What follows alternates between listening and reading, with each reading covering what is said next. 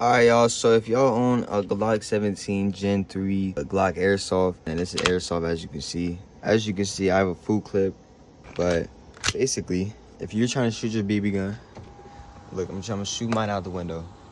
But look, it's on, it's not on safety, it's on fire. It has full BBs, the CO2 tank is in there. But watch this. You see how it just falls out?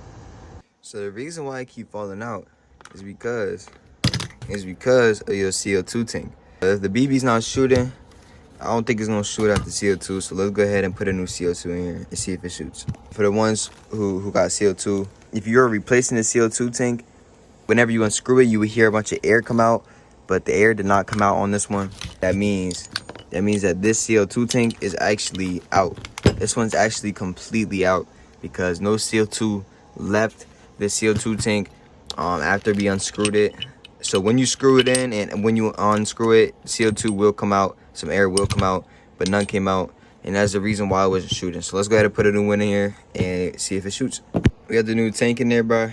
Got the new cartridge. Let's go ahead and screw it in and do a quick screw in so not that much air leaves. Oh, a lot of air left right there, I'm not even gonna lie. All right, bro, let's just go ahead and put the mag back in.